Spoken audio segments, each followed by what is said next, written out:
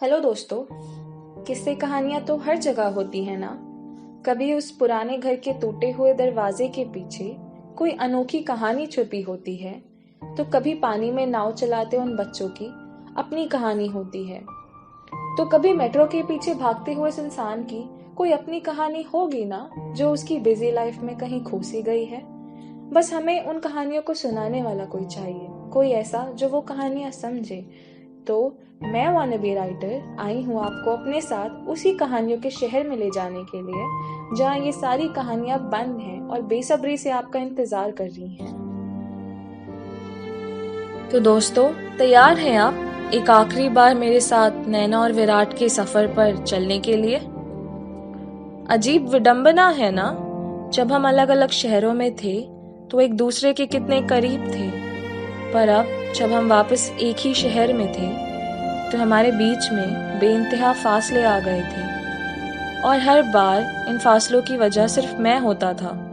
ऐसा नहीं है कि हमने बात करना बंद कर दिया था, पर मैं उसे अवॉइड करने लगा था, लेकिन वो काम भी मुझसे ढंग से नहीं हो पाता था, और मेरी गलती भी नहीं थी। इस बार मैं अपनी तरफ से बेस्ट दे रहा था उसको इग्नोर करने में, पर उसने जैसे मेरे ऊपर जीपीएस ट्रैकर लगा रखा हो, कहीं ना कहीं से ढूंढ ही लेती थी मुझे। और फिर जब वो मेरे सामने खड़ी होती थी तो सारी जिम्मेदारियां, सारी परेशानियां भूल कर मैं बस उस पल में उसके साथ मौजूद रहना चाहता था, और उस एक लम्हे में मेरी सारी सख्ती पिघल सी जाती थी।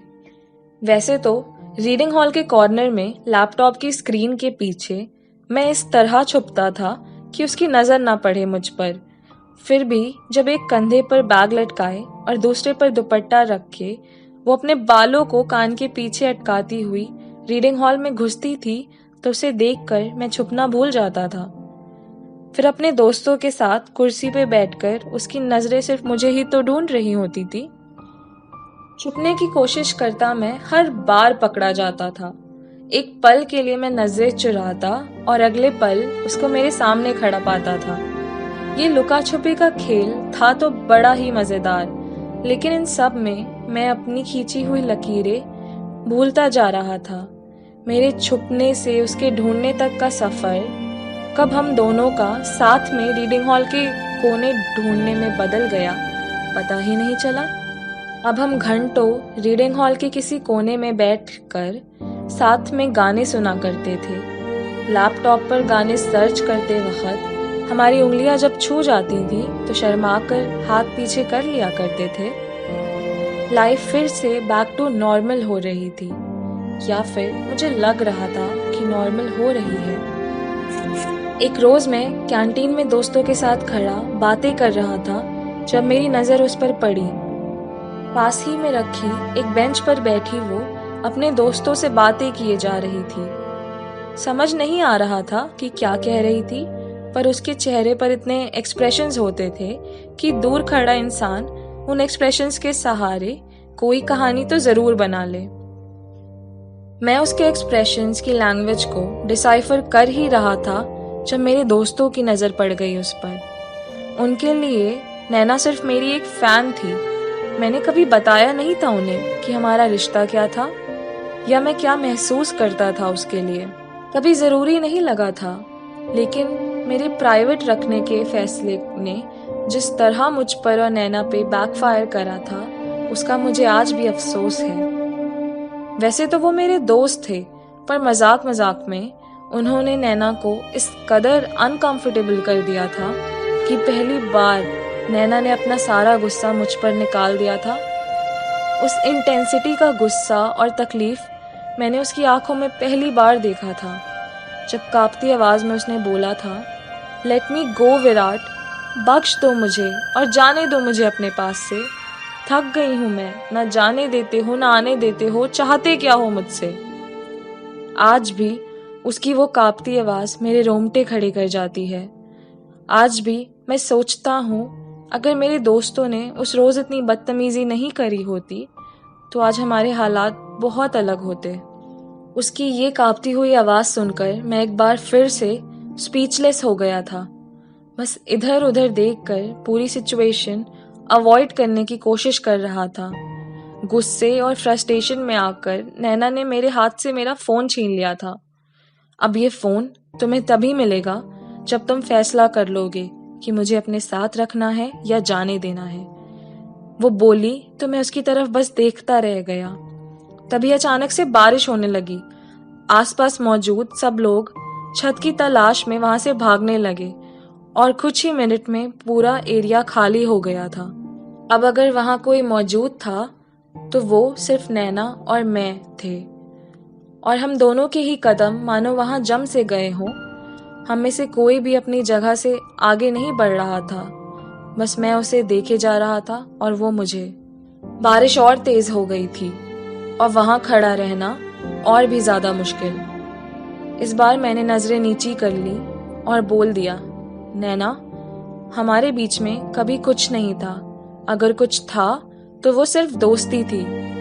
मेरी ये बात सुनकर जैसे उसे अपने कानों पर विश्वास ही नहीं हुआ। बमुश्किल से अपनी आंखें खोलते हुए उसने कहा, क्या? तो तुम कहना चाह रहे हो कि तुम कुछ फील नहीं करते? मैंने एक लंबी सांस ले ली और बोला, हाँ, मैं नहीं करता हूँ फील नैना। मेरी तरफ से कभी कुछ नहीं था। जो कुछ था वो सिर्फ तुम्हारी तरफ से था। ये बोलकर मैं चुप हो गया। मुझे एहसास था मैंने क्या कह दिया था। वो कुछ देर बस शांत खड़ी रही, फिर जाने के लिए पलटी और कुछ सोचकर रुक गई। फिर एक आखिरी बार मेरी तरफ देखा उसने, अपने हाथ में पकड़ा मेरा फ़ोन मेरी हथेली पर रखते हुए उसने एक नज़र मुझे जी भर के देखा और फिर चली गई।